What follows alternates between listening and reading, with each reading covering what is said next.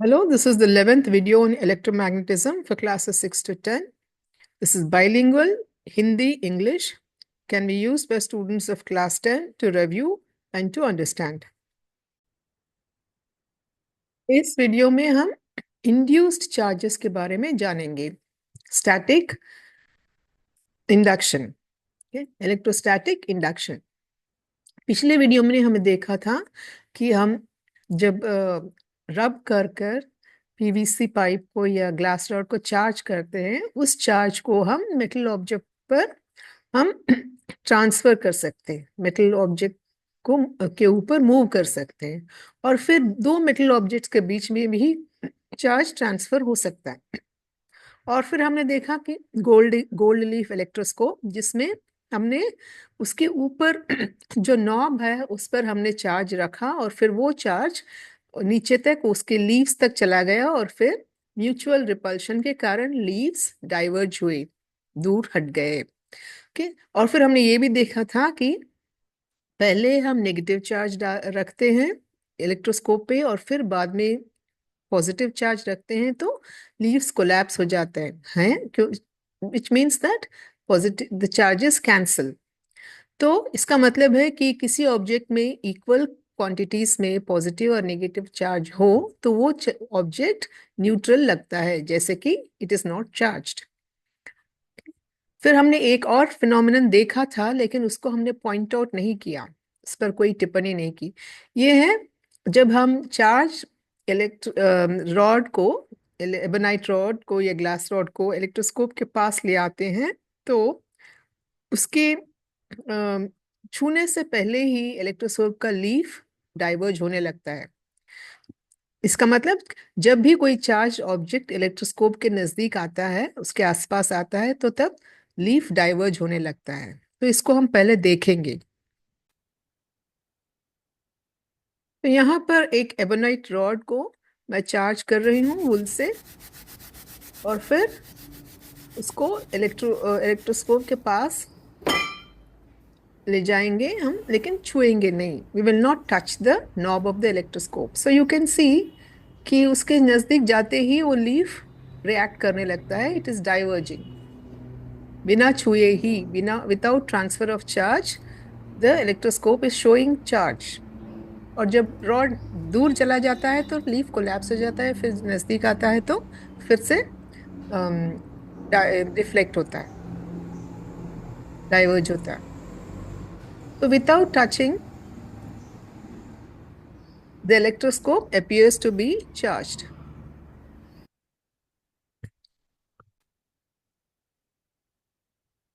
This is induced charge. जो charge electroscope बता रहा है, दिस इज कॉल्ड, उसको हम इंड्यूस चार्ज बोलते हैं. सो इंड्यूस का मतलब to persuade, to lead someone to do something, to make someone do something. जिस तरह हम जब एक आयन पीस को एक पावरफुल मैग्नेट के नजदीक लाते हैं तो आयन पीस खुद मैग्नेट की तरह बिहेव करता है जब तक वो पास रहता है. सो this is induction, magnetism by induction, हमने देखा था. Similarly this is also electrostatic charge which is induced. तो इलेक्ट्रोस्कोप पे जो चार्ज दिख रहा है हमको, दैट इज, हम उसको इंड्यूस्ड चार्ज बोलेंगे. और जो हम जो एबोनाइट रॉड पर जो हम ले आए थे उसके नजदीक, उस चार्ज को हम एक्सटर्नल चार्ज बोलेंगे. So this was observed in 1750s. तब से इंडक्शन, इलेक्ट्रोस्टैटिक इंडक्शन के बारे में साइंटिस्ट ने पहचाना. सो उसको कैसे, how do we understand it? So back then scientist समझते थे कि पॉजिटिव और नेगेटिव चार्जेस दो दो अलग टाइप के इनविजिबल फ्लूइड्स है जो हर ऑब्जेक्ट में इक्वल क्वांटिटीज, इक्वल अमाउंट में होते थे और मिक्स्ड होते हैं, थरोली मिक्स्ड होते हैं. और द ऑब्जेक्ट अपीयर्स न्यूट्रल. लेकिन अगर इन अनबैलेंस्ड हो, एक फ्लूइड ज्यादा हो गया दूसरे से, तो फिर चार्ज दिखता है. और चार्ज, और ये अगर फ्लूइड सेपरेट हो गए तो भी चार्ज दिखेगा. तो इस मॉडल्स को हम यूज करके हम इंडक्शन को कैसे समझ सकते हैं. तो हम इस मॉडल के हिसाब से हम इस तरह समझ सकते हैं इंडक्शन को। सो ये मेटल ऑब्जेक्ट है जिसमें पॉजिटिव और नेगेटिव चार्जेस दोनों फ्लूइड के फॉर्म में है और mixed up, thoroughly mixed up है, और ये एक्सटर्नल चार्ज है जो इस नेगेटिव हो है, it can be positive also. तो जो एक्सटर्नल चार्ज जैसे जैसे नजदीक आता है तो मेटल ऑब्जेक्ट में जो फ्लूइड चार्जेस होते हैं वो मूव होते हैं इसके अट्रैक्शन और रिपल्शन के कारण। सो पॉजिटिव चार्जेस इस तरफ आ जाते हैं अप्रोचिंग एक्सटर्नल चार्ज के नजदीक, और नेगेटिव चार्जेस उसके दूर चले जाते हैं। तो इस तरह जब बहुत करीब आ जाता है कुछ एक्सटर्नल चार्ज, तो ये मेटल ऑब्जेक्ट में चार्जेस पूरे सेपरेट हो गए, तो एक तरफ पॉजिटिव चार्ज और दूसरी तरफ नेगेटिव चार्ज आ जाता है। So these are the induced charges, metal object में इंड्यूस्ड चार्जेस। सो लेकिन अब हमको पता है कि चार्ज फ्लूइड नहीं है, पार्टिकल्स हैं। सो नेगेटिव इलेक्ट्रॉन्स होते हैं और पॉजिटिव प्रोटॉन्स या न्यूक्लियाई होते हैं। हर एटम में पॉजिटिव और नेगेटिव चार्जेस होते हैं, लेकिन मेटल्स या कंडक्टर्स में ये जो इलेक्ट्रॉन्स है वो इधर उधर घूमने को, they are free to move, they are mobile, whereas positive charges are not mobile, they're immobilized, so they stay where they are, एक ही जगह बैठे हुए होते हैं। तो इस मॉडल के अनुसार अब हम इंडक्शन को कैसे समझ सकते हैं? तो यहाँ पर एक मेटल ऑब्जेक्ट रखा हुआ है which is resting on an insulating support, ताकि आइसोलेट चार्जेस को कहीं ग्राउंड को तक जाने की बात नहीं मिलती। तो इसमें प्लस और माइनस चार्जेस है और यहाँ पर नेगेटिव चार्जेस इलेक्ट्रॉन्स जो है वो ही मूव हो सकती है, positive charges are not mobile. अब हम इसको एक एक्सटर्नल नेगेटिव चार्ज हम अगर इसको पास लाते हैं तो इलेक्ट्रॉन्स रेस्पॉन्ड, मेटल ऑब्जेक्ट में इलेक्ट्रॉन्स क्या क्या रेस्पॉन्स होता है, वो दूर हट जाते हैं। ओके, तो इस तरह मेटल ऑब्जेक्ट में एक एंड नेगेटिवली चार्ज बन जाता है because of excess negative electrons, और दूसरा एंड पॉजिटिव बन जाता है। इंड्यू so these are the induced charges in the metal object. और जब ये हट जाता है, एक्सटर्नल चार्ज जब हट जाता है, तब फिर से दोनों mix, because there is no longer attraction repulsion नहीं होता इन, तो both the electrons and positive charges metal में मिक्स होकर फिर न्यूट्रल हो जाता है, द इंड्यूस्ड चार्जेस डिसअपियर। इस तरह हम इंडक्शन को समझ सकते हैं। अब हमने नेगेटिव नेगेटिव चार्ज लाया था एक्सटर्नल एबोनाइट रॉड, लेकिन हम पॉजिटिव चार्ज ग्लास रॉड भी सिल्क से रब करके we can use it as external charge. अगर हम एक्सटर्नल चार्ज अगर पॉजिटिव है तो इंड्यूस्ड चार्ज इस तरह होंगे, इसका इसके जो नजदीक वाला जो एंड है वो नेगेटिव रहेगा और दूर वाला एंड वो पॉजिटिव रहेगा, क्योंकि electrons move towards the positive external charge. और अगर इनकमिंग चार्ज अगर नेगेटिव है तो इलेक्ट्रॉन्स मूव अवे, और फिर ये दूर का जो एंड है, दूर का वो वाला नेगेटिव चार्ज हो जाएगा through induction. So induced charges are temporary, जब एक्सटर्नल चार्ज चला जाता है तो फिर इंड्यूस्ड चार्जेस भी डिसअपियर होते हैं। इस तरह हम जो हमने जो देखा था इलेक्ट्रोस्कोप में जो डाइवर्ज हो रहे थे लीड्स, तो इसी कारण इंड्यूस्ड चार्जेस के कारण, क्योंकि दोनों लीड्स में एक ही टाइप का चार्ज आ जाता है, तो इसलिए लीड्स डाइवर्ज। अब हम इलेक्ट्रोस्कोप को चार्ज करेंगे इंडक्शन को यूज करके।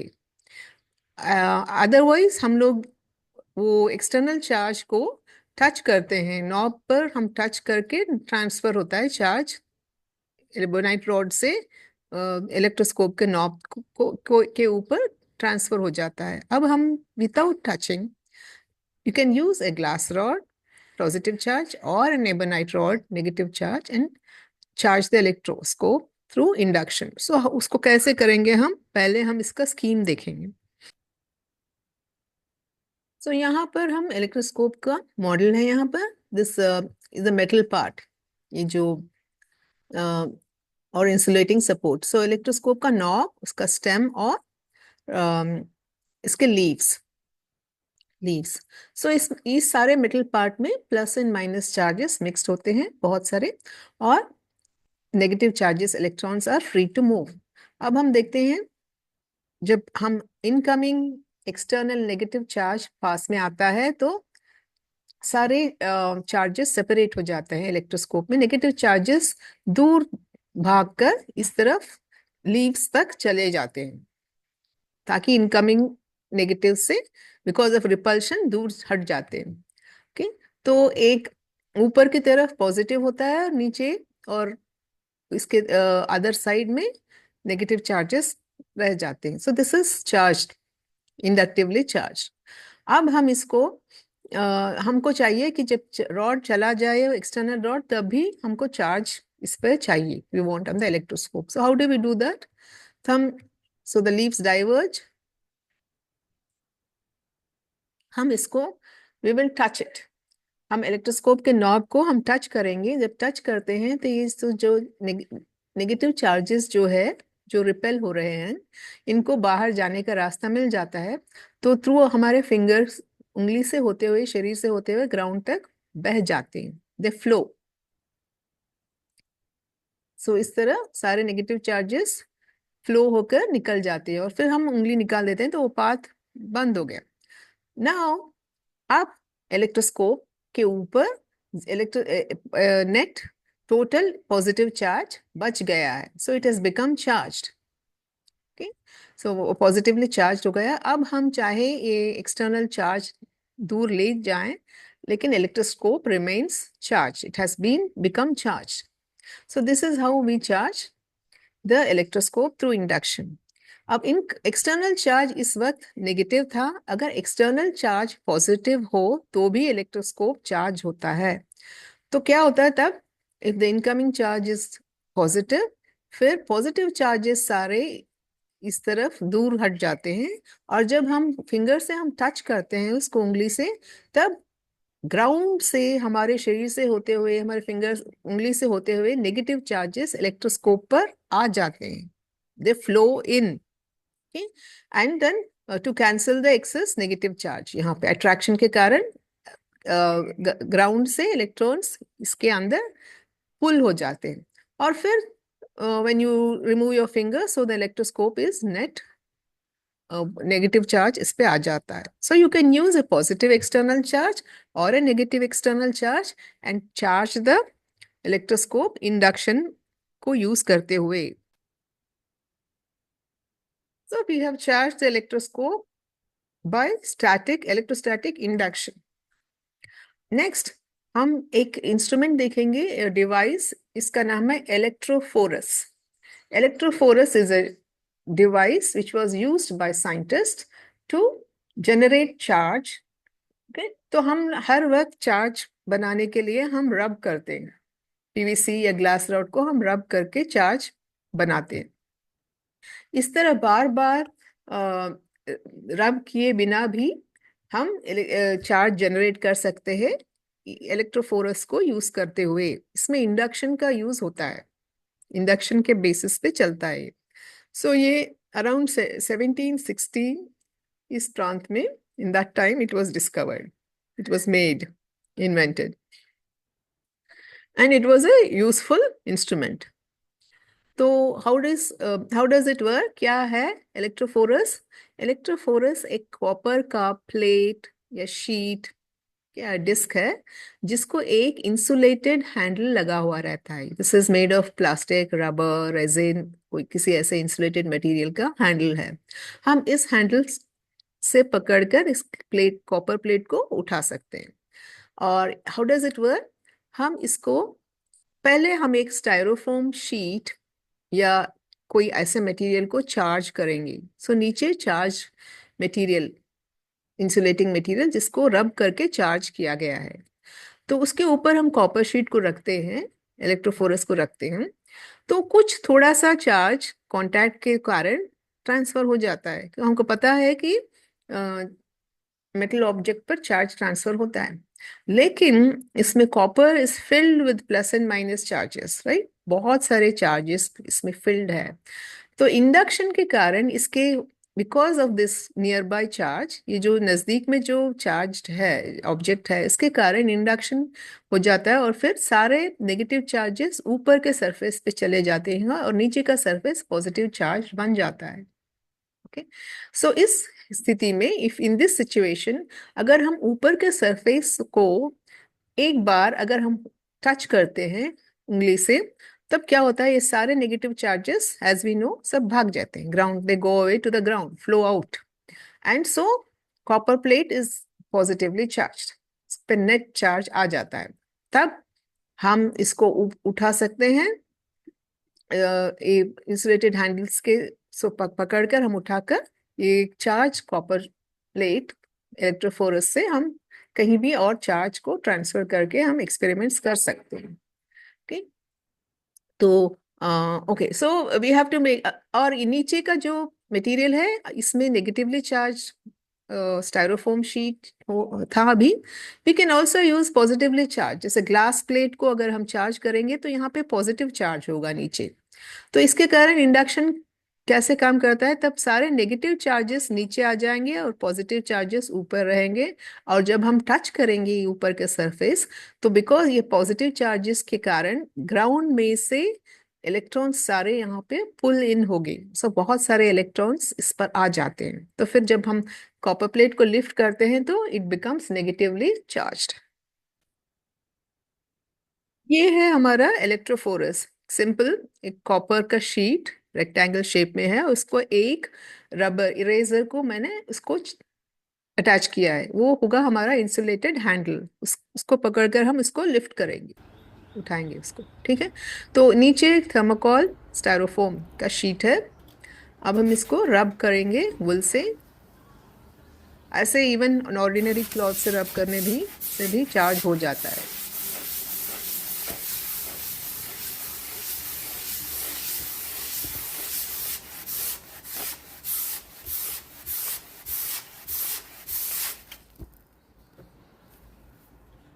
अब हम इसके ऊपर रखेंगे, इंडक्शन हो गया, चार्ज सेपरेशन, अब हम इसको धीरे से एक बार टच करेंगे बस। तो टच जब मैंने किया तो एक क्रैकलिंग साउंड आया और फिर हल्का सा शॉक भी महसूस हुआ, तो चार्जेस, उसका मतलब है चार्जेस हमारी उंगली से होते हुए ग्राउंड तक चले गए। नाउ दिस क्योंकि नीचे स्टायरोफोम शीट नेगेटिव चार्ज है, अभी इस पे कॉपर शीट पे इलेक्ट्रोफोरस पे पॉजिटिव चार्ज आ गया है, सो अब हम इसको उठा सकते हैं और चेक कर सकते हैं इट इज चार्ज्ड। तो इलेक्ट्रोस्कोप को के पास इसको ले जाएंगे और फिर सो देख से, सो यू कैन ट्रांसफर, से पॉजिटिव चार्ज है इसमें। ओके, तो कुछ चार्ज हमने इलेक्ट्रोस्कोप पर डाल दिया और फिर इस पे और भी है जो हम इसको टच कर कर इसको निकाल देंगे चार्ज को। अब हम इलेक्ट्रोस्कोप को भी डिस्चार्ज कर रहे हैं, एक बार फिर से चेक करते हैं कि इस पे कुछ और चार्ज है, थोड़ा सा फिर से टच करके इसको डिस्चार्ज करते हैं, दोनों को, इलेक्ट्रोस्कोप को भी और इलेक्ट्रोफोरस को। अब इस सेकेंड राउंड इसको फिर से इसके ऊपर रख सकते हैं, फिर से इंडक्शन, फिर से हमने टच किया, थोड़ा थिक सा साउंड आया, फिर एक बार और चार्ज हो गया इलेक्ट्रोफोरस, तो you can repeat it. Okay, तो बहुत बार जब तक इस पे स्टायरोफोम शीट पे चार्ज रहता है तब तक हम इसको इलेक्ट्रोफोरस को यूज करके हम चार्ज निकाल सकते हैं।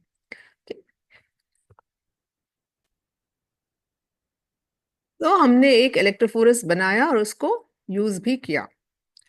We have used it. So this is how the electrophorus works. This was a very useful instrument. Early scientists के लिए पहले बहुत useful था। हम we can repeatedly create charge, generate charge, and without the need to rub repeatedly. So हम अभी induction को समझा है, और आगे जाकर इलेक्ट्रोस्टैटिक चार्ज और इंडक्शन को यूज करके हम बहुत और कुछ बहुत ही इंटरेस्टिंग विषय को हम देखेंगे नेक्स्ट वीडियो में। We will stop here.